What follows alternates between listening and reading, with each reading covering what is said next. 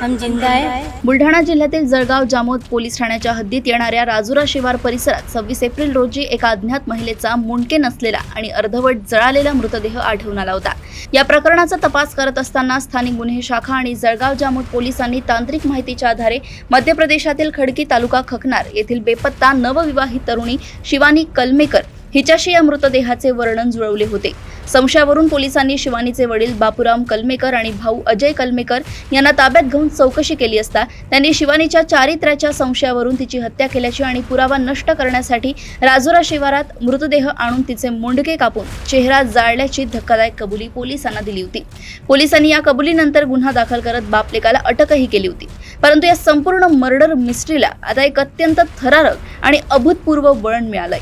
ज्या शिवानीची हत्या झाल्याचे गृहीत धरून पोलिसांनी तिच्या कुटुंबाला जेलमध्ये टाकले होते, ती शिवानी अचानक जळगाव जामोद पोलीस ठाण्यात स्वतः जिवंत हजर झाली।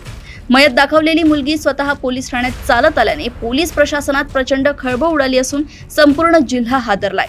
शिवानी हजर होताच अपर पोलीस अधीक्षक लोढा आणि उपविभागीय पोलीस अधिकारी महाजन यांनी तातडीने जळगाव जामोद पोलीस ठाणे गाठून मुलीची चौकशी सुरू केली आहे। शिवानी जिवंत असेल तर मग राजुरा शिवारात सापडलेला तो छिन्न विछिन्न मृतदेह नेमका कोणाचा होता आणि तिच्या वडिलांनी न केलेल्या गुन्ह्याची कबुली पोलिसांच्या मारहाणीमुळे किंवा खाकीच्या पाहुणचारामुळे तर दिली नव्हती ना, असे गंभीर प्रश्नचिन्ह आता पोलिसांच्या तपासावर आणि कार्यपद्धतीवर निर्माण केले जातात। पोलीस आता त्या अज्ञात मृतदेहाची ओळख पटवण्याचे नवे आव्हान समोर ठेवून पुढील तपास करतायत। जळगाव जामोद येथून किशोर दाताळकर यांची रिपोर्ट। हम 24 तारीख को चले गए थे 8 बजे, तो हमारा कुछ घटना नहीं हुआ।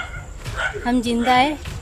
मेरा पिताजी ना मेरा भाई को छोड़ गए। अलग अलग जलाया तो उसको देखा नहीं, पड़का नहीं, पोस्टमार्टम तो उसके सामने जलाया नहीं। और क्या वो आरोपी बन सकता? और वो लड़की को ढूंढेगा तो आरोपी बन सकता। वो गांव में वो व्यक्ति वैसा है ही नहीं।